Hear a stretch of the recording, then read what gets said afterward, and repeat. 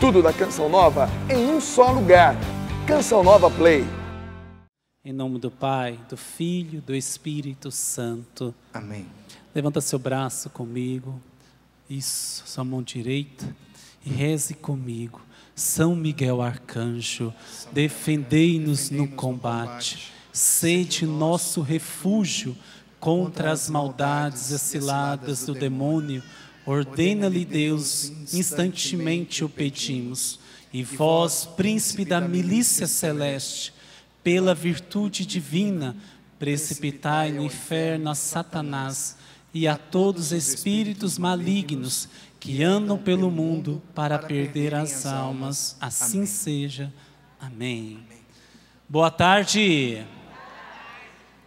Pode ser um boa tarde melhor. Olha para essa pessoa do seu lado e diga para ela: boa tarde. Boa tarde. Boa tarde você que está em casa, acompanhando conosco esta quinta-feira de adoração. Graças a Deus que estamos aqui reunidos com alegria. E eu já digo para você que está aqui e para você que está em casa nos acompanhando: Feliz Páscoa! Feliz Páscoa a você, meu irmão, minha irmã. Nós estamos nas oitavas da Páscoa, é ou não é? Que bom, que maravilha. Cristo ressuscitou, meus irmãos. Uma salva de palmas para Jesus. Cristo ressuscitou. Graças a Deus, nós todo ano podemos atualizar em nossa vida essa graça em que nós recebemos de Deus. Cristo, aquele que é o nosso Senhor e Ele está vivo no nosso meio. Você crê? Você crê que Jesus está vivo?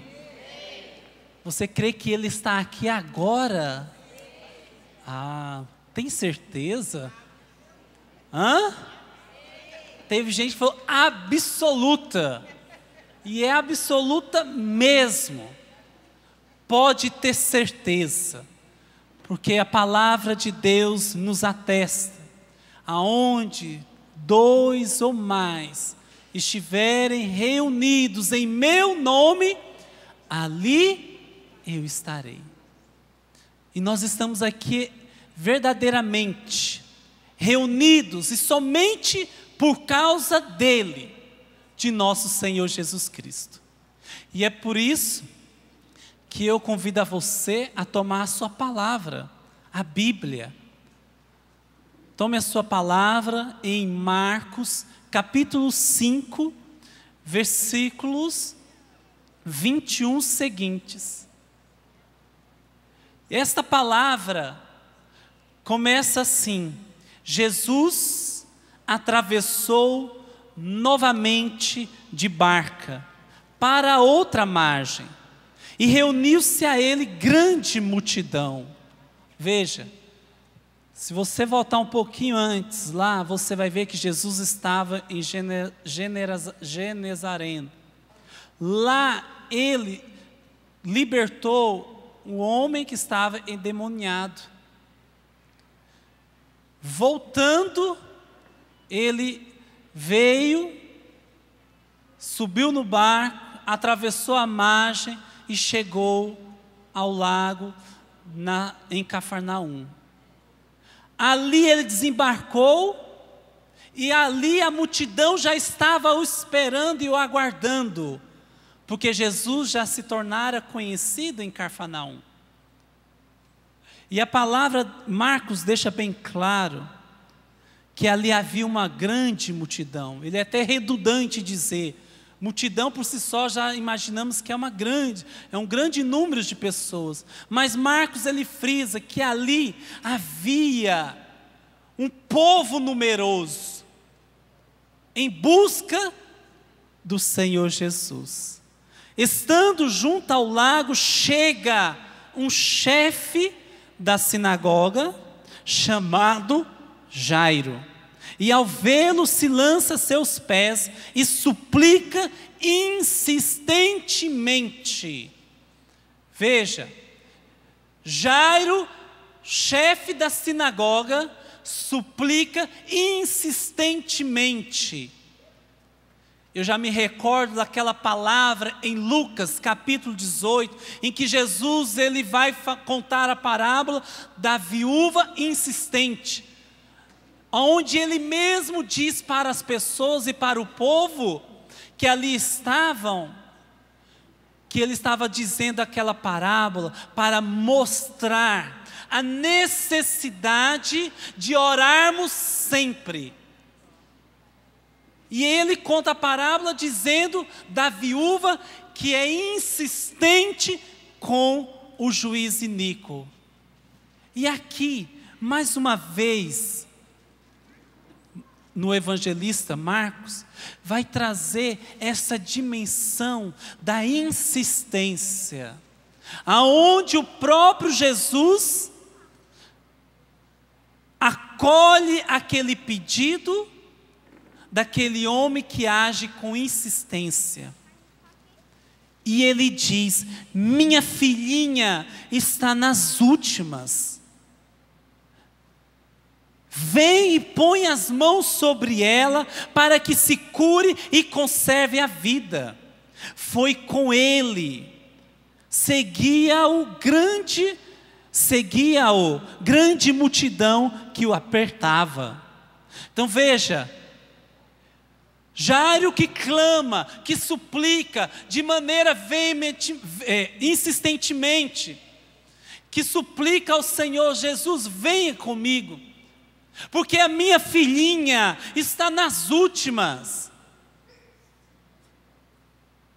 E o Senhor prontamente vai com ele. Mas Marcos ainda, o evangelista Marcos ainda ele traz a realidade de uma multidão que o acompanhava e que inclusive o apertava. Sendo lá no versículo 24, foi com ele, seguiu grande multidão que o apertava. Havia ali então uma mulher que há 12 anos sofria de hemorragia. Sofrera muito nas mãos de médicos, tinha gastado tudo sem melhorar, pelo contrário, só piorando. Ouvindo falar de Jesus, preste atenção, ouvindo falar de Jesus, misturou-se com a multidão e por trás tocou-lhe o manto. Pois pensava: basta tocar seu manto e eu ficarei curada. No mesmo instante, veja, no mesmo instante que ela pensou, que ela refletiu, que ela, naquele momento rápido, em que ela se misturou com a multidão, mas que ela, movida, impulsionada, determinada, ela disse: se eu apenas tocar nas suas vestes, eu serei curada. E a palavra vai dizer que ela sentiu no corpo que estava curada da doença. E Jesus, consciente de que uma força tinha saído dele, voltou-se entre as pessoas e perguntou: quem tocou no meu manto? Os discípulos lhe diziam: vês que a multidão te comprime e perguntas quem tocou em ti? Ele olhava ao redor para descobrir aquela que o havia feito. A mulher, assustada e tremendo, pois sabia que lhe havia acontecido, aproximou-se, prostrou-se diante dele e lhe confessou toda a verdade. Ele lhe disse: filha, tua fé te curou. Vai em paz e fica curada de tua doença. Ainda estava falando quando chegaram os enviados do chefe da sinagoga para dizer-lhe: tua filha morreu. Não importunes o mestre. Jesus, ouvindo o que falavam, disse ao chefe da sinagoga: não temas, basta que tenhas fé. Repete comigo, não temas. Vamos juntos? Não temas, basta que tenhas fé. Mas vocês parecem que estão mais medrosos em repetir o que eu estou pedindo. Vamos lá, povo de Deus. Não temas, basta que tenhas fé. Diga para essa pessoa, olha nos olhos dela e diga para ela. Ela precisa agora desta palavra. Não temas, basta que tenhas fé. E ali, meus irmãos, a palavra continua, aonde Jesus continua seguindo o caminho, e ele se encontra com aquela multidão. Jesus, ele pede para que somente vá Jairo, a esposa de Jairo e os 3 discípulos. Chegam na casa, Jesus diz: por que andas agitados este lugar? A menina não morreu, ela só dorme. E aquelas pessoas de maneira incrédula zombam do Senhor, dizendo que ela estava morta. Mas Jesus pediu para que aquelas pessoas que estavam na casa se retirassem. E Jesus foi até o local que aquela menina estava deitada. E Jesus disse: menina, eu te digo, levanta-te. E no mesmo instante, a menina se levantou e se pôs a caminhar. Tinha 12 anos. Ficaram fora de si pelo assombro. Palavra da salvação. Palavra da salvação. Aplauda esta palavra de fé. E veja, meus irmãos, aqui eu quero destacar esses 2 personagens que protagonizaram esse momento em que eles se encontraram com Jesus. Mas teve um antes. O antes de encontrar Jesus. Quem era esta mulher? Quem era Jairo? Esta mulher, no qual os evangelistas, dos 3 evangelhos que vai narrar essa história, Lucas, Mateus e Marcos, esta mulher, eles não dão nome, porque o mais importante ali nem é o nome da pessoa, mas o mais importante ali são as 2 coisas. A primeira, a atitude desta mulher, e a situação que ela estava vivendo. Por causa da situação, do caos que ela vivia, durante esses 12 anos, ela teve uma atitude. Rompendo com tudo aquilo que eram preceitos daquela época, da religião do judaísmo. E a segunda coisa importante daquela mulher, deste fato histórico que o evangelista Marcos narra, é a atuação de Jesus dentro do contexto histórico na vida daquela mulher, daquilo que o próprio Senhor realizaria na vida dela. E veja bem, a palavra vai dizer que ela sofria 12 anos de fluxo sanguíneo. Há 12 anos ela vivia isto. E existia uma lei da religião do judaísmo, que você pode depois tomar nota, está lá em Levítico capítulo 15, aonde vai dizer que a mulher no tempo que ela estava menstruada, que é isso que quer dizer, ela estava impura. Ela deveria estar se guardando, reservada, porque ela estava vivendo o tempo da impureza, que era o tempo dela passar a menstruação. Eram 7 dias. após os 7 dias, ela deveria se lavar tudo aquilo que ela tocou, aonde ela se deitou, aonde ela sentou. A mulher daquela época, ela vivia esse constrangimento, porque ela, pela lei, ela estava vivendo um tempo de impureza. Então ela vivia isso mensalmente, né? Se a gente for olhar um ciclo de 28 dias. Agora você imagine esta mulher que sofria de fluxo sanguíneo.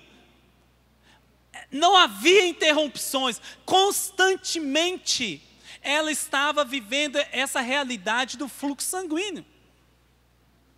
E uma mulher que estava vivendo assim, ela precisava ficar isolada, ela estava retirada, ela ficava apenas na sua casa, ela não podia estar no convívio com a sociedade, ou seja, ela estava excluída de uma vida dentro da sociedade, porque ela sabia que ela estava impura, e ela não podia estar com ninguém, porque se ela tocasse em alguém, aquela pessoa ficaria impura.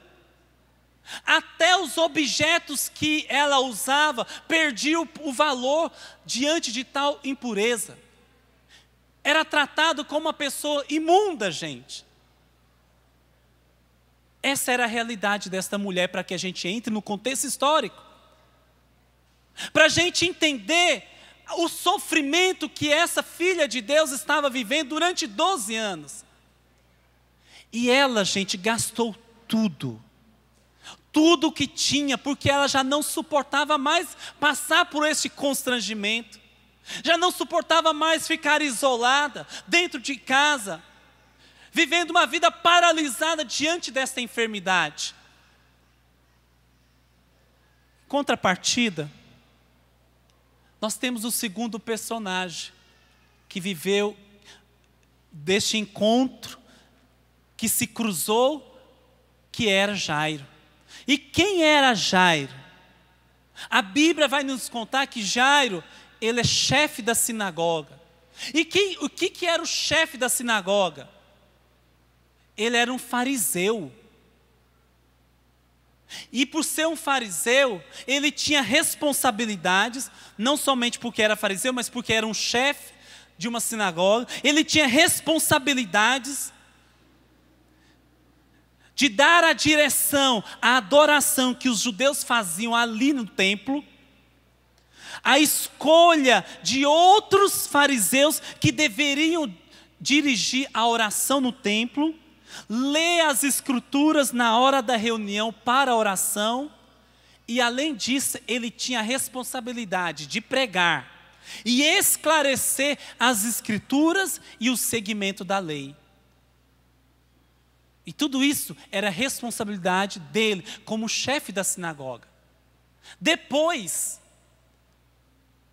a palavra vai dizer que Jairo foi até Jesus por causa da sua filha. É o que a palavra nos narra. Dentro do contexto histórico, daquela época, Jairo vai até Jesus para suplicar insistentemente pela sua única filha de 12 anos, que estava morrendo. Veja, meus irmãos, essas são duas situações, são dois personagens que se cruzam nessa realidade, aonde Jairo e a mulher, mostrando que Jesus o reconhece no meio da multidão. E aí eu quis dar ênfase lá no início, porque que Jesus, ao desembarcar, São Marcos vai dizer que ali havia uma multidão. E dessa multidão, Jesus identifica Jairo. Depois, seguindo o caminho, Jesus identifica esta mulher. Para dizer o que, meu irmão? Que Jesus, Ele não olha para nós vendo a gente no meio da multidão. Como você está aqui hoje, como você que está em casa nos acompanhando, porque muitas vezes nós nos sentimos apenas mais um diante de Deus. Muitas vezes nós nos sentimos mais um que tem problemas, mais um que tem dificuldades, mais um que tem isso, que tem aquilo. Muitas vezes nós nos sentimos e nos menosprezamos diante de Deus, porque a gente pensamos sempre que o outro, que o problema do outro é o pior do que nosso e que o Senhor vai agir na vida dele, mas não vai agir na minha vida. Porque nós nos enxergamos muitas vezes dentro da multidão. E o Senhor vai dizer não. Eu estou vendo você. Eu estou vendo você, Jairo da vida. Eu estou vendo você, Maria. Eu estou vendo você, José. Eu estou vendo você, Jim. Eu estou vendo você, Fábio. Eu estou vendo você, Léo. Eu estou vendo você, José. Eu estou te observando e vendo aquilo que você está vivendo, aquilo que você está passando. E diante disso, meus irmãos, Jesus, Ele para atender as duas realidades. Mas para isso, precisou que cada um deles, tanto Jairo, e aí por que eu fui falar, por que Jairo é chefe da sinagoga? O que isso tem a ver daquilo que você está pregando? Jairo era um fariseu, e Jesus já tinha causado problemas para os fariseus naquele tempo. Jesus já tinha causado problemas, já tinha feito cura, inclusive Jesus já tinha ido na sinagoga em Cafarnaum, aonde Jairo estava ali cuidando daquela sinagoga, e ali Jesus realizou cura em dia de sábado. Jesus colheu milhos em dia de sábado, ou seja, Jesus já estava quebrando tudo aquilo que era lei daquela época, e aquilo estava enfurecendo os fariseus, sendo que os fariseus tinham a responsabilidade de pregar e esclarecer ao povo as leis que eles tinham que cumprir, que eram as 603 leis que eles tinham que cumprir. Então você imagina Jairo tendo que ir até Jesus, aquele que estava tumultuando, entre aspas, a sua sinagoga, aquele povo daquela cidade, estava tumultuando, trazendo um novo conceito, algo diferente. Só que o que acontece? Duas coisas. Jesus que veio, como diz a palavra, eu não vim para condenar o mundo, mas eu vim para salvar o mundo. Jesus não veio para condenar ninguém, meus irmãos, e não importa quem quer que seja, não importa se era amigo ou inimigo de Jesus, Jesus, ele tinha claramente a missão de que ele tinha que salvar a todos. Ele veio salvar a todos. E não importa se era amigo ou era perseguidor. E Jesus, ele foi então, com seu imenso amor, pronto para alcançar aquele que talvez era inimigo do Senhor Jesus, sendo um fariseu. Mas Jesus foi.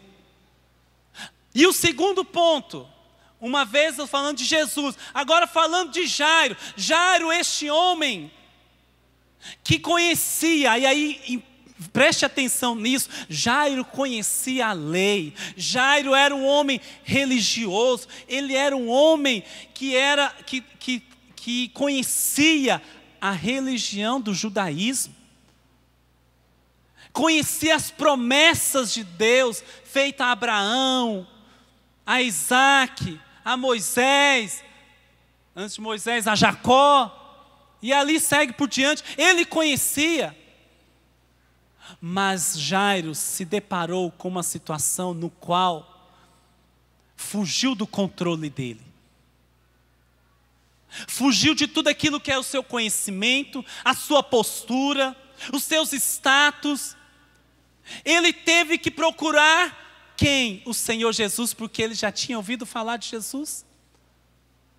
Já conhecia o que Jesus estava fazendo. Naquele momento Jairo abriu mão de tudo, porque ele amava a sua filha. E ele queria que a sua filha fosse curada. Veja, gente, a palavra de Deus vai dizer lá no início que Jairo estava desesperado. Que ele se lança aos seus pés. Você está me entendendo o que eu estou querendo te mostrar? Um fariseu que se curva diante do Senhor, que se lança aos pés, porque ele já não tinha mais nada o que perder. Ele estava perdendo a sua filha, ele estava perdendo o tudo da vida dele, a sua única filha, que estava doente, como a palavra diz, ela estava nas últimas. E ele foi.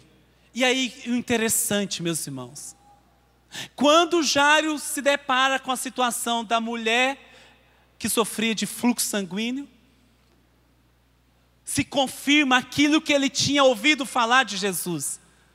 Jesus cura aquela mulher. E Jairo escuta Jesus: filha, vai, porque a tua fé te salvou. E Jairo, naquele momento, penso eu, porque se eu tivesse vivendo uma realidade assim, presenciando o Senhor curando uma mulher que sofria de 12 anos de fluxo sanguíneo, a minha fé com certeza elevaria lá no alto, sabendo, Ele vai curar a minha filha. Você é pai e mãe? Quem é pai e mãe aqui está aqui? Você tem filhos? Eu tenho 3 filhas. Camila, Maria Júlia e Gabriela, minha esposa Benedita. Travo uma luta com 2 filhas minhas, com a Maria Júlia e com a Gabriela, na saúde. E a gente sabe o quanto a gente sofre por causa de saúde da criança, de uma criança que muitas vezes não tem a mesma força que um adulto tem.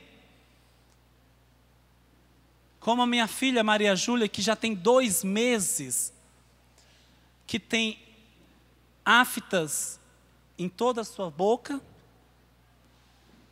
e na sua garganta, que estou acompanhando há 2 meses o sofrimento dela, porque vai no médico, não melhora, passa os remédios. Tá agora, minha esposa foi no hospital levar as 2, a Maria Júlia e a Gabriela. E a gente que é pai, a gente sabe a dor e o sofrimento do filho, e a gente se compadece. Se compadece ou não se compadece? Claro! Para dizer, meus irmãos, assim como Jairo vivia essa situação com a sua filha, ele se lançou em Jesus. E se lançou mesmo. E quando ele presenciou aquela cura, ele tinha certeza, agora a minha filha vai ser salva. Mas, no momento que tudo aquilo acontece, chegam os enviados do chefe da sinagoga para jogar um balde de água fria em Jairo. E diz: não incomode mais o mestre, porque a sua filha morreu. Veja, para Jairo, ele tinha a convicção que Jesus ia curá-la, porque ela estava doente e não estava morta. Mas uma vez que a menina faleceu, Jairo se esmoreceu na fé, a ponto de Jesus ouvir, olhar para ele e dizer: Jairo, não temas, basta que tenha fé. Veja a guinada que Jesus faz ali naquele momento. É um contraste, porque Jesus, ali, ele vai dizer que o remédio para aquela situação que ele estava vivendo, no qual da perda da filha, o remédio é a fé. Olha para essa pessoa do seu lado e diga para ela: o remédio para a sua vida,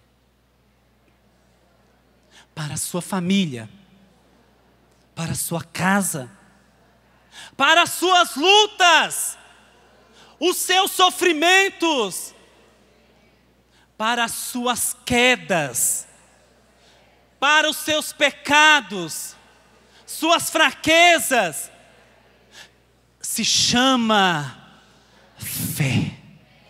Diga para ele ou para ela com propriedade: se chama fé. É a fé, meu irmão, minha irmã, que vai ser o remédio para a sua salvação.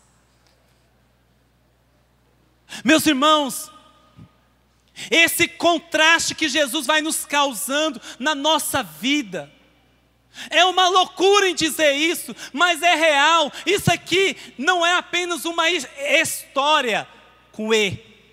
Não, isso aqui é uma história com H maiúsculo. É uma história que aconteceu. E é uma história que continua acontecendo nos tempos de hoje.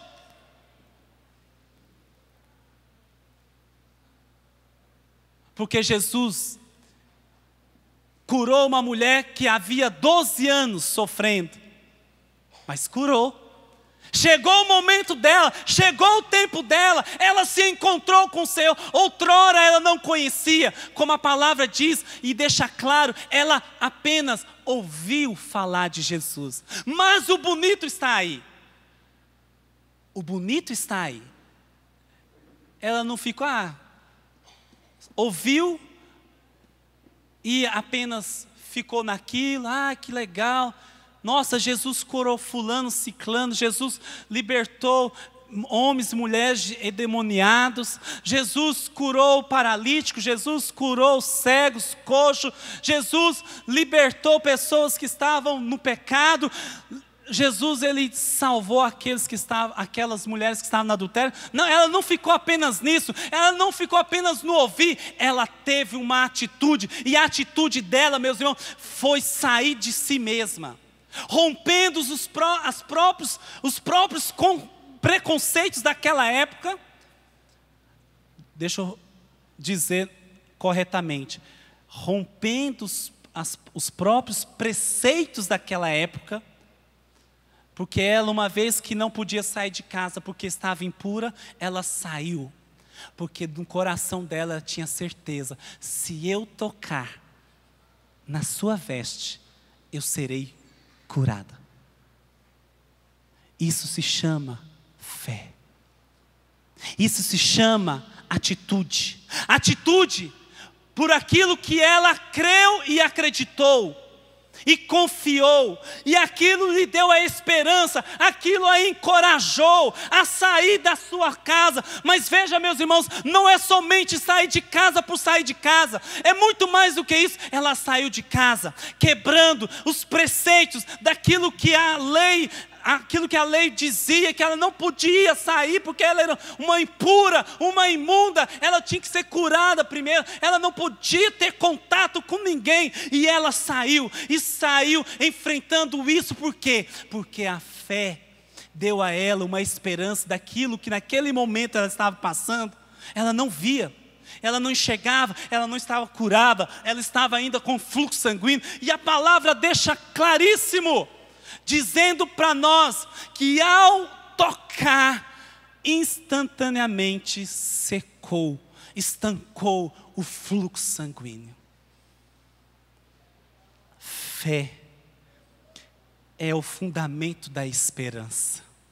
Diz na Bíblia do peregrino, lá em Hebreus 11, que vai dizer assim que, veja, a tradução da Bíblia peregrina, que fé é a consistência do que se espera, a prova do que não se vê. Ela precede de uma promessa que vem de Deus, o homem confia nela. Meus irmãos, fé é justamente essa consistência, é uma certeza que nós trazemos, embora como o catecismo da Igreja Católica, no artigo 164, no parágrafo 164, vai nos dizer que é algo obscurecido, porque nós não enxergamos, nós não vemos, porque é no futuro. A fé, mas esta fé, ela precisa estar alicerçado, fundamentado em quem? Em objetos? Em superstições? Em elefante branco? Em ferradura? Trevo de 4 folhas? A sua fé está onde? Na loteria? Desculpa, a sua fé está na política? A sua fé está em pessoas? Aonde está? Você tem depositado a sua fé, meu irmão? A sua fé está nas seitas? Está no ocultismo? Em horóscopos?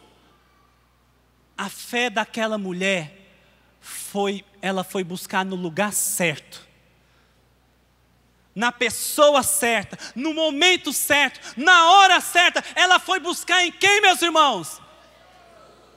Foi em quem? Ah, mas parece, eu estou meio surdo. Você que está aqui, foi buscar em quem? Pode ser melhor, foi em quem? Em Jesus, meus irmãos. A nossa fé está em Jesus Cristo, ela é fundamentada em Jesus Cristo, Ele é a verdade, e é como Ele diz na sua palavra, em Lucas capítulo 9, versículo 56, eu não vim para condenar o mundo, eu vim para salvar. E a palavra salvar, ela significa sanar. E o que significa sanar? Curar. Jesus que morreu na cruz, derramou sangue na cruz e ressuscitou ao 3º dia. O sangue de Cristo cura e nos liberta, meus irmãos. O sangue de Cristo nos salva.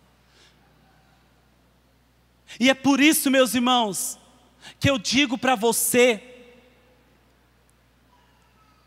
que Jesus deixou, Ele veio ao mundo e realizou prodígios, milagres, e deixou este legado também para os seus discípulos. Ele deixou este legado para a igreja. E ainda hoje, por meio da Santa Igreja, o Senhor Jesus continua realizando prodígios, milagres, verdadeiras manifestações do seu poder, com o único objetivo, e veja bem, o único objetivo do Senhor, realizar cura, milagres, libertações, como Ele vai dizer lá em Lucas capítulo 10, quando Ele viu os 72 discípulos, aonde os discípulos de Jesus voltam alegremente porque o Senhor lhes deu poder e autoridade para curar os doentes e libertar o seu povo dos demônios. E os discípulos voltam alegremente porque isso aconteceu? Aconteceu por causa do nome do Senhor Jesus Cristo. E o Senhor continua fazendo isso justamente para quê? Para atrair essa pessoa que se chama Jimmy, Benedita, João, Maria. Qual que é o seu nome? Qual é o seu nome? Qual é o seu nome? Jesus realiza tudo isso para você que está aqui conosco na Canção Nova, porque aqui é um território eucarístico. Você está pisando num solo sagrado. Aqui Jesus caminha e Ele passeia neste lugar e Ele se faz presente. Aqui Jesus realiza sim prodígios, milagres, para fazer com que eu e você experimentamos a salvação dEle. para sermos atraídos para o Senhor. Porque a nossa vida, como diz em Colossenses capítulo 3, quando São Paulo nos dá uma ordem: buscai as coisas do alto. A nossa vida é para o alto. A fé nos eleva, nos tira da condição, desculpa dizer, mas entenda bem a analogia, nos tira da condição de galinha, que fica ciscando, olhando apenas para os seus problemas, para as suas dificuldades, para as suas fraquezas, para aquilo que você precisa viver neste mundo, aquilo que você projeta, aquilo que você constrói, aquilo que você almeja. E não estou dizendo que são coisas ruins, eu estou dizendo que são coisas sim boas, que Deus nos dignifica, mas que não é feita apenas para ser como galinha, que fica somente olhando para o chão, para as coisas terrenas. Você talvez tenha gastado a sua vida, investido a sua vida apenas neste mundo terreno, e você tem buscado as coisas deste mundo, gastado todas as suas energias, procurado tudo aquilo para que você possa ser feliz neste mundo. E você ainda percebe que a sua vida não está plena. Ainda existe um buraquinho aí, uma lacuna, que o seu coração muitas vezes não sabe de onde vem essa tristeza, essa angústia. Não sabe de onde vem este sofrimento, essa dor que aperta o seu coração, que faz você querer buscar cada vez mais as coisas deste mundo, buscar embrenhar a sua vida, em gastar tempo na televisão, gastar tempo nas novelas, gastar tempo bebendo, gastar tempo buscando coisas para satisfazer aquilo que você está procurando. O Senhor realiza milagres, prodígios, para nos salvar, para fazer com que você não seja apenas uma galinha que fica ciscando as coisas do chão, mas que você, meu irmão, seja igual uma águia, que sim, tira o seu sustento do chão, muitas vezes, dá voos rasantes, se alimenta, mas ela não fica na terra, ela vai para o alto, ela olha para o alto. Eu estou lhe dizendo que a sua vida precisa ser como uma águia, e isso só a fé vai poder nos elevar a viver uma vida aonde nós buscamos o Cristo, aonde nós confiamos e depositamos a nossa vida no Senhor Jesus, que nos eleva para as coisas do alto, que faz com que a gente queira buscar e nos dá um novo sentido, meus irmãos, para a nossa vida. Você acha que a vida daquela mulher foi a mesma depois? Que a vida daquele homem, Jairo, sua esposa, e aqueles que testemunharam a ressurreição daquela menina, como diz, encerra a palavra, que ali houve, eles ficaram assombrados com tamanha graça que o Senhor realizou. A vida daquelas pessoas não pode ser a mesma. Deixa eu dizer para você que está aqui, a sua vida, ela não pode ser a mesma depois que você encontrou Jesus Cristo. Meus irmãos, eu sei que nós somos muitas vezes provados na fé, e seremos. Como eu partilhei da minha vida um pouquinho, falando das minhas filhas, que eu trabalho, ali ó, testemunho, cadê o Márcio? O Márcio.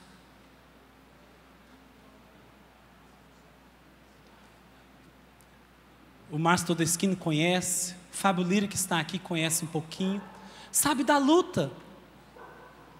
Tudo aquilo que eu vivo na minha vida pessoal, Somos provados, meus irmãos, na fé, mas eu não posso estar com o meu olhar aqui, olhando igual uma galinha que fica enxergando apenas os problemas e fazendo dos meus problemas a minha vida.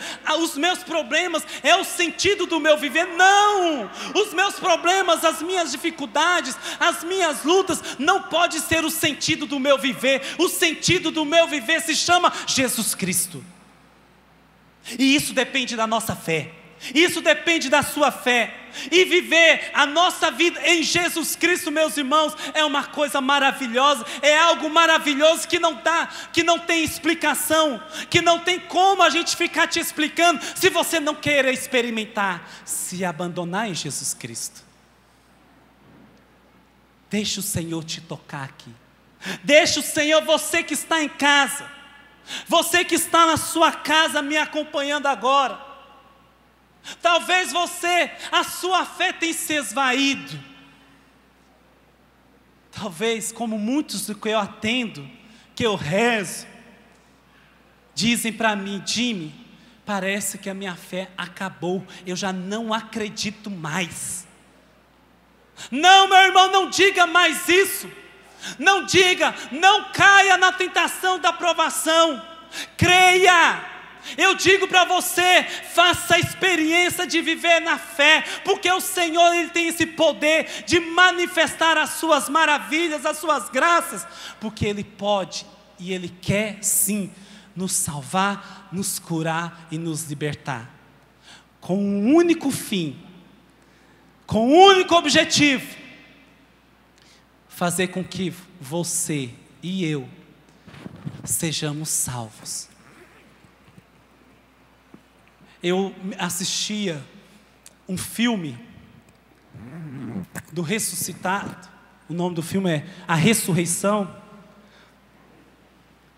E quando um discípulo de Jesus, isso é no filme, é claro que existe ali uma ficção, mas eu achei muito interessante, porque a tradição da igreja nos conta como era que os primeiros cristãos ficavam diante dos romanos, daqueles que eram o opressor. E um discípulo do Senhor estava sendo interrogado, e esse tribuno romano dizia assim para ele: se você não contar onde estão os outros discípulos, você vai morrer. Você vai ficar preso. Você pode ficar preso e você pode perder a sua vida. E ele dizia justamente para este tribuno, um romano, da alta corte dos romanos, ele dizia: eu já sou livre, não existe nada que me prenda, não existe nada de apego, a minha vida já é uma liberdade, porque eu tenho a Cristo. Eu não preciso de mais nada. Meus irmãos, quando os primeiros cristãos viviam o martírio,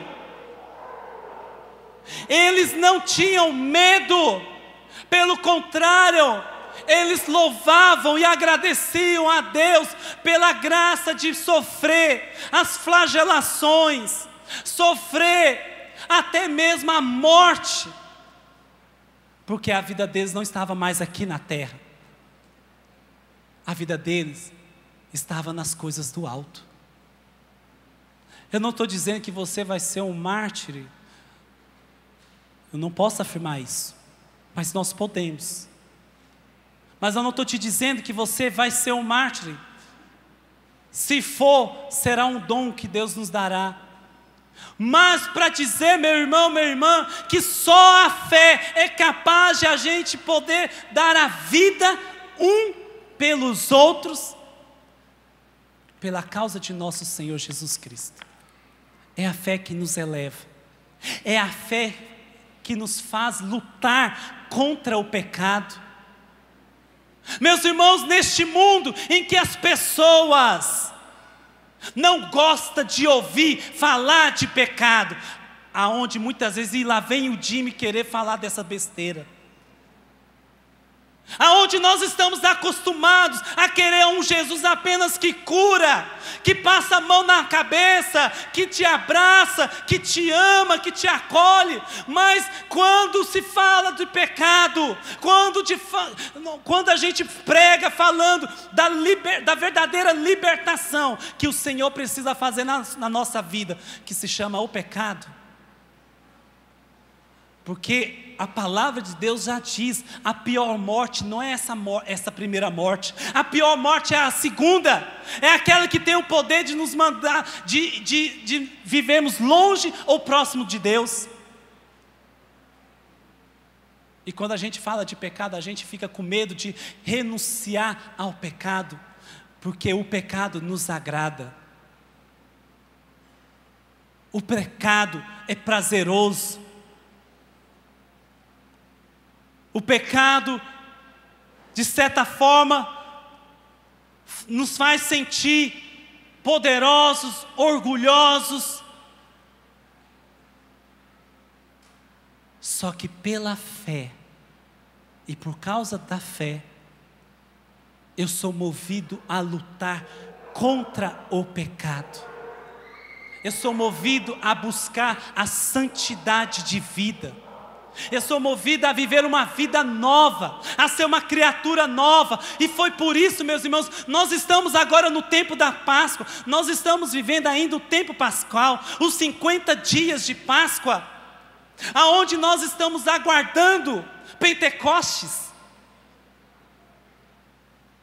aonde nós estamos aguardando aquele que, como a palavra de Deus diz em João capítulo 14, Jesus disse para os discípulos que o Espírito Santo é aquele que vai revelar à humanidade e vai nos convencer do que é o pecado. Como diz na palavra que o Espírito Santo é aquele que é o Paráclito, o nosso advogado, aquele que o Senhor enviará, porque nós não vamos ficar órfãos, teremos a companhia dEle até o fim da nossa vida, até o nosso julgamento, nós teremos a companhia de nosso Senhor Jesus Cristo. Meus irmãos, não tenha medo, como diz a palavra, reza assim comigo, não tenhas medo, basta ter fé.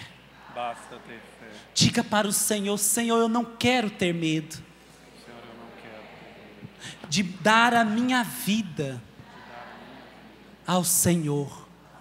Eu não quero ter medo de me encontrar com o Senhor. De me encontrar com o Senhor. De buscar o Senhor. De buscar o Senhor. Eu não quero ter medo. Eu não quero ter medo. Eu quero é a fé. Eu quero é a fé. Porque a fé é um dom, que o Senhor nos dá. Que o Senhor nos dá. Hoje eu estou pedindo. E hoje eu estou pedindo a graça da fé. A graça da fé. Fique em pé. Ficamos em pé. Vamos agora nos colocar em oração. Olha para essa pessoa do seu lado e diga para ela: o Senhor está te chamando. Está lhe convidando. É um convite. Diga para ela: é um convite. E vale a pena você aceitar. Você quer esse convite? Venha para viver esse lindo desafio de viver da fé. Dá um abraço nela, dê um ânimo a ela, encoraje ela neste momento, para que o Senhor venha se manifestar.